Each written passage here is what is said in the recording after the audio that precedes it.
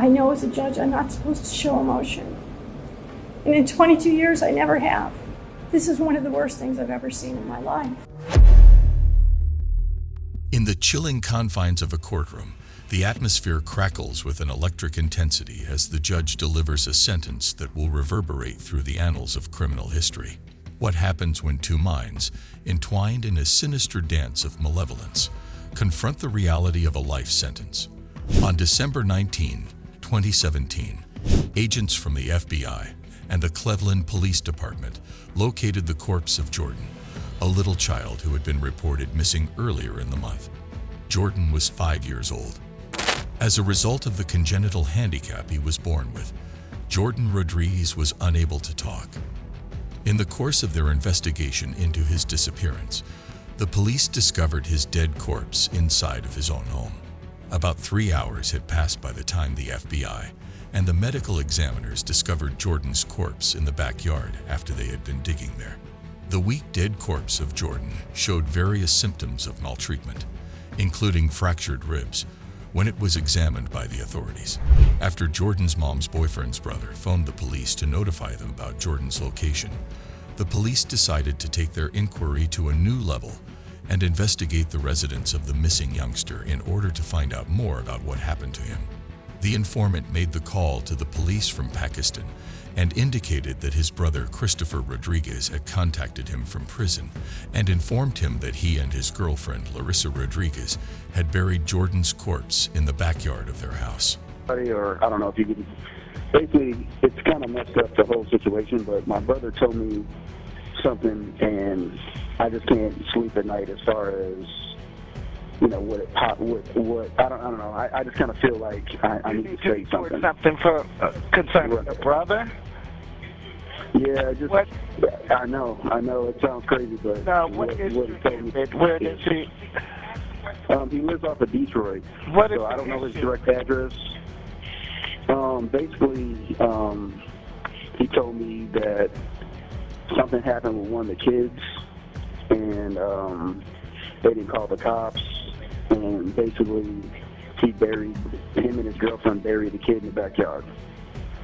Now, mind you, my brother is known to lie a lot, so I kind of like blew it off, and I was like, hey, man, I hope that ain't true.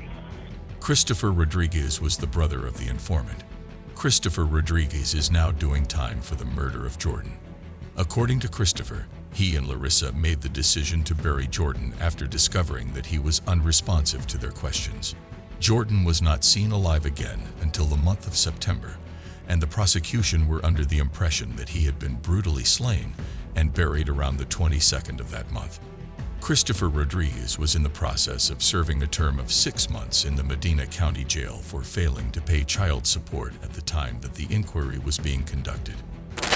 After the horrible facts of Jordan's murder were made public, the authorities decided to place Christopher in a maximum security jail rather than a minimum security one. What led to Lissa Rodriguez's detention by the law enforcement officials? When Lissa Rodriguez disclosed to the authorities that her kid had traveled to Houston, Texas, to see his biological father, the authorities began their investigation of her and began to close in on her. She went on to say that on December 2nd, his aunt had taken him up. However, she did not disclose any specific information about Jordan's claimed aunt or father, including their contact information. She was also unable to provide any information on her son, who had gone missing. Lissa Rodriguez, who was 34 years old at the time of her arrest, was suspected of having killed her son Jordan. Lissa Rodriguez has reportedly been on the radar of the county's Job and Family Services, according to the spokesperson for the county, Madigan. The authorities took possession of 2 of her eldest children some years ago and withdrew them from her care. Lissa Rodriguez had successfully delivered all 9 of her children before she was taken into custody. During the time of her arrest, 4 of her children were living with her, while the other 2 of her children were living with their dads. All of her children were placed into emergency custody. Ana Rodriguez, who is Larissa's sister, admitted that she had seen Jordan being restrained in a corner with a sock shoved into his mouth at some point in the past. She went on to say that a friend of hers had said to her that a few months earlier she had seen Jordan in the closet in a very critical condition. According to Anna, she informed the child welfare professionals in the county about both of the occurrences. She felt an overwhelming sense of loss at learning about Jordan's passing. Irony at its highest point occurred when Lissa Rodriguez gave birth to her 10th child, a baby girl, while she was incarcerated awaiting trial for the death of her son. The authorities made the decision to put the infant girl in a foster family.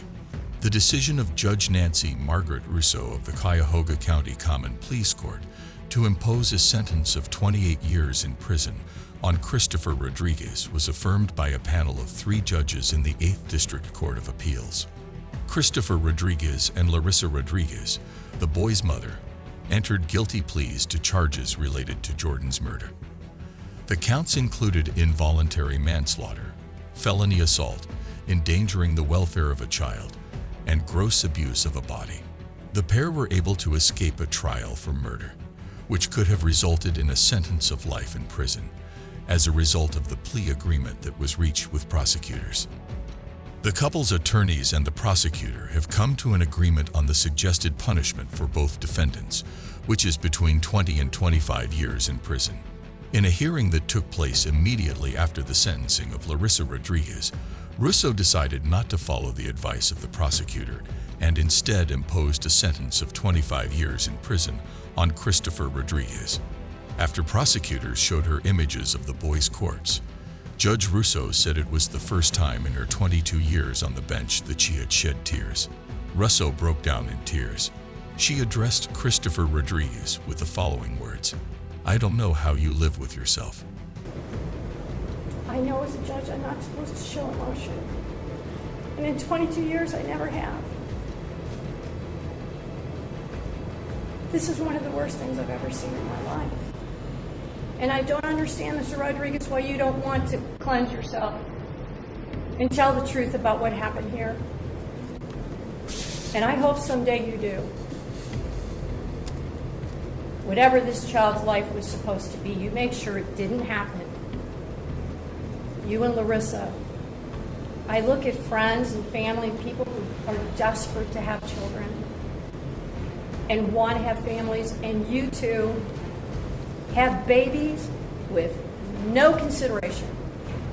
You just keep having them, disregarding the value of their life, disregarding their purpose in life, like they're less than an object. No regard. I didn't even hear you say you were sorry. I will not accept the recommendation for Mr. Rodriguez. These crimes are horrific. There's no question in my mind that this child was abused. It's clear that you did everything you could, you and Lissa, to hide evidence to protect yourselves.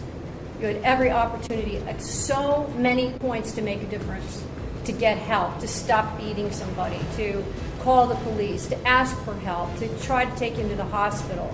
Thank you for joining us on this intense and thought-provoking journey.